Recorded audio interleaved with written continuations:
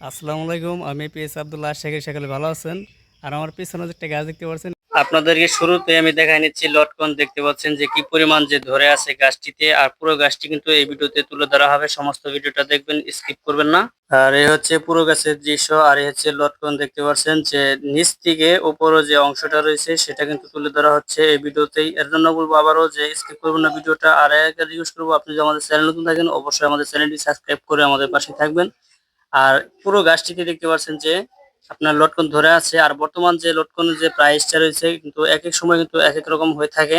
আর বর্তমানে আপনাকে তো বিভিন্ন ধরনের যে বাজার ঘাট কিন্তু পেয়ে থাকবেন যে 80 টাকা বা 120 টাকা কেজি মতো কিন্তু হয়ে থাকে। আর এছাড়াও যে ফল ফলান্তির যে আড়তটা রয়েছে সেখানে গেলে কিন্তু আপনি কম টাকায় কিন্তু আপনি আনতে পারবেন যে পাইকারি দামে। এটা হচ্ছে দেশি লটকন গাছ। আর এটা কিন্তু প্রাইস কিন্তু যে অল্প টাকায় কিন্তু কিনা হয়েছিল। আর এই গাছটার বয়স কিন্তু 5 বছর বয়স হয়েছে।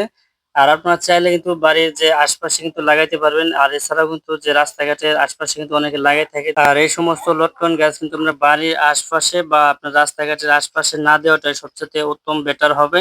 যদি আপনার জমি থেকে থাকে 1 বিঘা বা 2 বিঘা জমিতে কিন্তু আপনি লটকন গাছের যে চাষ করতে পারবেন, তাহলে কিন্তু আপনি অনেক টাকা উপার্জন করতে পারবেন। আর এছাড়াও কিন্তু লটকন অনেক পরিমাণে কিন্তু ভালো হবে।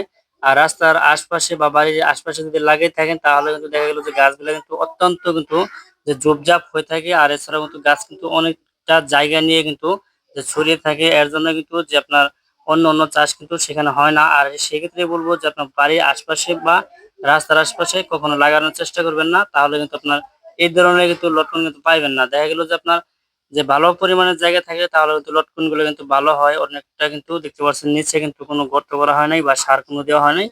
আর আপনি চাইলে কিন্তু যে বছরে কিন্তু 2 একবার কিন্তু সার চাইলে দিতে পারবেন, যে কালা সার, সাদা সার, এগুলো কিন্তু গাছের গুঁড়ে কিন্তু দিলে কিন্তু কোনো সমস্যা হবে না।